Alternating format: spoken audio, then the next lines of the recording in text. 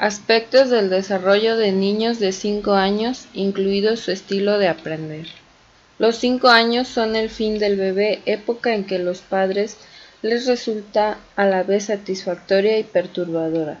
Satisfactoria porque ya pueden razonar con un niño de 5 años y perturbadora porque los niños de 5 años son impredecibles. Para los padres, los 5 años son por fin la edad en que la razón y el diálogo prometen la muy esperada conducta civilizada, que se parezca a la de los propios adultos. Para los niños, los 5 años significan poder y fuerza, que serán puestos a prueba y expresados de la medida de autonomía que se atrevan a adoptar. Las raíces de la confianza.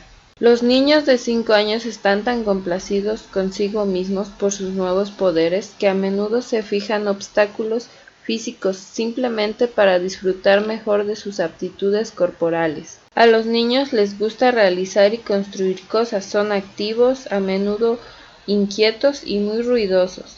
Las sensaciones de eficiencia que tienen se basan en las sólidas hazañas de carácter físico, conquistadas a prueba y error, para terminar con un sentido de dominio que pueden identificar como propio. Las metas de los padres están justificablemente orientadas hacia el futuro, pero la apariencia, los modales y la conducta verbal ofrecen a los niños poca fuerza interna conforme salen de la condición de bebés para enfrentarse solos a las realidades de las personas y las cosas. Los adultos suponen que el nivel de eficiencia verbal que muestra el niño de 5 años es una manifestación de su nivel de eficiencia de todas las áreas de funcionamiento. Si habla como adulto, debe pensar y sentir como adulto.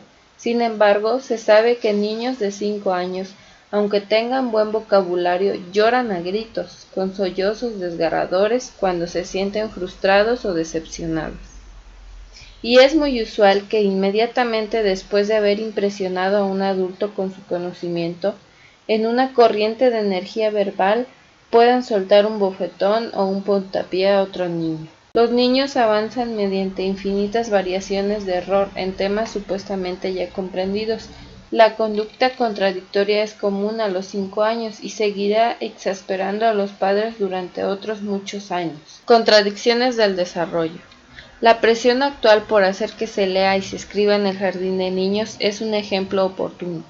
Esta presión es racionalizada mediante la teoría especulativa de que los actuales niños de 5 años están en realidad mejor desarrollados y más avanzados que los de una época anterior. Los niños hablan con mayor libertad que antes a los adultos, comparten sus observaciones y comentarios, hacen preguntas sensatas a lo que se les puede responder. El desarrollo de su comprensión es mucho más avanzada. Muchos niños poseen una impresionante acumulación de información detallada acerca de todo tipo de cosas, y es indiscutible que un aumento del conocimiento y la expresión verbal repercuta en mucho sobre la capacidad de comprender a profundidad el estilo de conducta de los niños de no más de 5 años de vida y crecimiento. Para que los niños se sientan competentes en lo más profundo de su interior, es esencial que sus padres consideren las fuerzas que se manifiestan y las cualidades potenciales de cada etapa de desarrollo, teniendo en mente las perspectivas del pasado y del futuro. Debemos de ver con realismo las limitaciones impuestas por la edad y la inexperiencia. Cuando los niños se esfuerzan prematuramente y por tanto en exceso por lograr algo que poco después les llegará muy fácilmente, puede tener efectos colaterales como resultado de la presión interna. Los sentimientos y la amistad crecen juntos. Los niños de 5 años están ávidos por hacer amigos. Sienten la necesidad de tener a alguien cerca porque representa la cúspide del avance del desarrollo de la conciencia social que empezó cerca de los 2 años con una simple curiosidad por otros niños. Los niños empiezan a abordar las duras realidades implícitas en la interacción con compañeros de su misma edad cuyos sentimientos son similares. Aplicaciones sociales del bien y el mal. Los padres deben aprovechar cada oportunidad para observar y redirigir toda aberración del código moral, que tanto valoran, y los niños acabarán por absorber los valores de sus padres. Las relaciones entre niños pueden desarrollarse sin observación ni supervisión de adultos, y la elaboración autónoma de sus relaciones entre compañeros es un aspecto necesario del crecimiento de los niños. En esta etapa, no es fácil para los niños compartir liderazgo, materiales e ideas o compañeros queridos. El aprendizaje original de lo bueno y lo malo, de lo justo y de lo injusto, cuya aplicación puede ser incluso la causa inmediata de la dificultad, conforme un niño ve la parte moral de cada asunto a partir de sus propios ojos egocéntricos. Los niños sí necesitan la oportunidad de elaborar las cosas por sí mismos, necesitan la lucha, el conflicto y las lágrimas para evaluar los placeres que proceden de las soluciones satisfactorias. Si los padres quieren que sus hijos tengan actitudes sociales no destructivas para ellos mismos ni para otros, y si los padres desean tener niños que sepan cómo actuar sanamente y con buen juicio en la variedad de acciones interpersonales a las que todos deben enfrentarse, entonces deberán guiar a sus hijos hacia ese entendimiento. Aunque esa tarea puede hacer que los padres consideren que se necesita la sabiduría, una discreta y franca intervención de los padres en los problemas que enfrentan sus hijos ayudará a que los padres encuentren los modos de beneficiarlos, con los que ellos saben, sin coartar innecesariamente su derecho a cometer errores y a resolver por sí mismos sus problemas. Primero debe darse la oportunidad de intentar por iniciativa propia, pero cuando el adulto intervenga podrá ser mediante una técnica constructiva en lugar de la técnica de riña en ambas partes.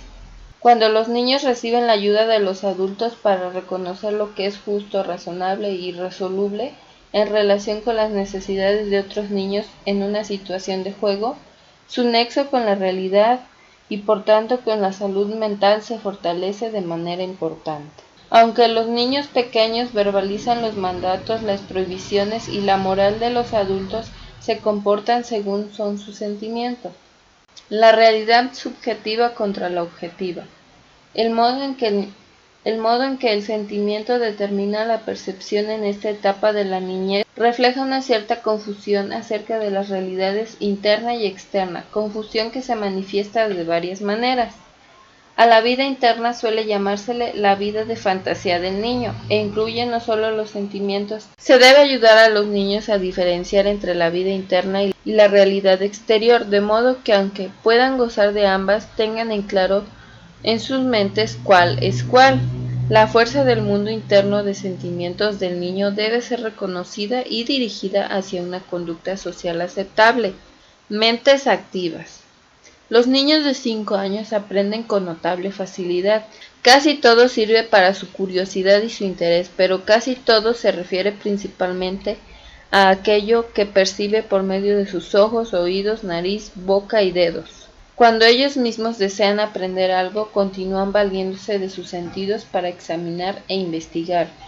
Sus sentidos todo el tiempo son como antenas, dispuestas a recoger las 1000 impresiones que sus mentes luego seleccionan y clasifican. La clasificación obedece a dos pautas principales. Por una parte, los niños empiezan pronto a generalizar a partir de sus repetidas experiencias con objetos, hechos y personas similares. Puede decirse que las generalizaciones se basan en su propia actividad concreta y sensorial. ¿Cómo aprenden los niños? Piaget mencionaba que entre los niños de 5 a 7 años ocurre un desarrollo secuencial en la dirección del pensamiento abstracto dentro de una gama normal, es decir, algunos niños empiezan a tratar con abstracciones a los 5 años, otros a los 6 y la mayoría a los 7.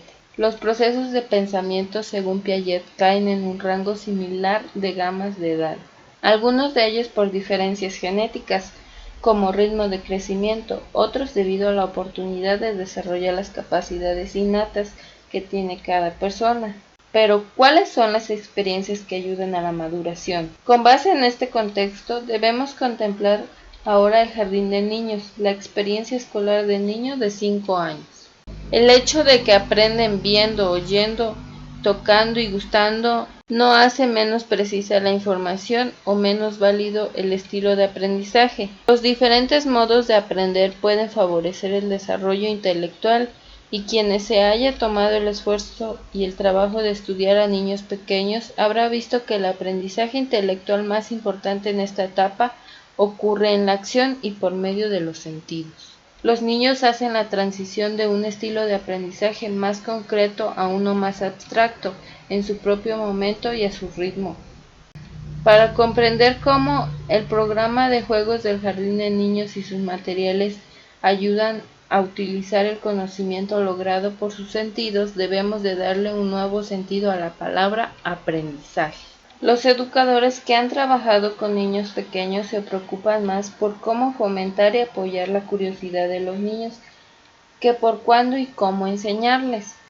El razonamiento es que un niño curioso es un niño que aprenderá y que solo es cuestión de tiempo para que se vea motivado por aprender también las letras y la lectura. Sin embargo, la curiosidad es difícil de estimular si no se ha desarrollado espontáneamente. Los materiales y los medios de valor en el jardín de niños no son temas que puedan seguir en secuencia, de fácil a difícil. Los materiales no son más que los medios por los cuales ocurre un proceso de aprendizaje, indispensable para un aprendizaje ulterior más formal. Son los instrumentos mediante los cuales un niño puede enfocar y luego aclarar más su entendimiento personal de una vasta gama de contenido, tanto de manera objetiva como subjetiva, aprendida por medio de sus sentidos. Cuando los pequeños entran al jardín de niños, una cuestión de primordial importancia para los padres es la maestra, pues esperan que sea una persona cordial y afectuosa, aunque no necesite ser abiertamente expresiva para que los niños sientan su cariño. Debe aceptar y respetar a los niños, tener información acerca de las etapas de desarrollo y ser sensible a las diferencias individuales que haya entre ellos. Debe reconocer el derecho que tienen los niños de aplicar su fantasía en los juegos, pero insistirá en el manejo y cuidado de los materiales, así como en su devolución. La buena maestra escucha a los niños y oye lo que en realidad dicen, apreciará toda pregunta, todo comentario y tratará de extender su significado para el niño mediante información de apoyo, preguntas o conceptos. La maestra tiene la responsabilidad de hacer que los padres conozcan su filosofía y sus metas, de compartir con ellos el programa en desarrollo y las experiencias de los niños. Probablemente sea cierto que para el niño en estos primeros años de escuela lo más importante sea su posición ante los demás niños. En ocasiones surge un niño que se muestra temeroso, tímido en exceso y que necesitará al principio mayor apoyo de su maestra para encaminarse. A esa edad la amistad es una necesidad tan imperiosa que unos niños saludables se olvidarán del adulto y hasta mostrarán sigilo de ser necesario en sus relaciones con sus compañeros. La amistad se desarrolla por etapas, lo que a veces la maestra sabe mejor que los padres, quienes también lo deben comprender. Primero vienen los contactos iniciales que los niños resuelven de distintas maneras. Unos con cautela, otros con temor, algunos con abierta confianza y los más a la defensiva. Luego viene el desarrollo en profundidad, en que cada vez hay más diferencias individuales y diversos métodos. El cambio que se produce al empezar a sostener relaciones a menudo causa modificaciones notables en los sentimientos del niño acerca de su persona y de la escuela en un periodo bastante breve. Dentro de cada niño, el ser egoísta y el ser social están en auténtico conflicto. La elección de amigos no solo es cuestión de proximidad, intereses comunes o el mismo sexo. En gran medida se trata de que los niños satisfagan mutuamente sus necesidades más profundas, pero las continuas experiencias vitales de los niños entre sí tienden a alterar las expectativas de adaptación. Este es el proceso que se desarrolla durante gran parte del año del jardín de niños, cuando ellos amplían o limitan sus inquietos egos sociales para satisfacer las insistentes necesidades de otros en una vida de juego que todos ellos necesitan y desean. La vida en el jardín de niños debe ser intelectualmente estimulante. Los niños tienen clara conciencia de este aspecto de su preparación escolar y también del conocimiento de la maestra. El contenido intelectual se desarrolla en el jardín de niños por medio de muchas actividades dirigidas por la maestra, específicamente tendientes a los procesos mentales y a la recabación de datos, así como mediante el apoyo de los juegos infantiles. En muchos jardines de niños se les alienta a dar sus versiones acerca de las experiencias del grupo o las que han tenido afuera de la escuela. La práctica de las entrevistas entre maestra y padres ha existido más tiempo en el jardín de niños que en otros niveles escolares, y estas son valiosas y útiles para maestras y padres cuando saben aprovecharlas con inteligencia. Nada puede compararse con una charla sincera entre dos personas que son las que más ven y tratan al niño. Estas entrevistas requieren confianza y buena voluntad. Tal vez no se pongan de acuerdo aplicando su criterio como adultos sobre lo que más le conviene a un niño, pero ambos desean lo mejor para él. Cada quien desea tener éxito. De hecho, cada quien necesita tener éxito para justificar su papel de padre o maestro. Padre y maestro tienen mucho que ofrecer. Lo que un padre no puede saber acerca de un niño es cómo les parece a los demás, a otro adulto, a niños de su propiedad, a los desconocidos, a los niños mayores que ayudan en el jardín de niños, y los padres tampoco saben con seguridad cómo reacciona su hijo cuando se enfrenta a un desafío inesperado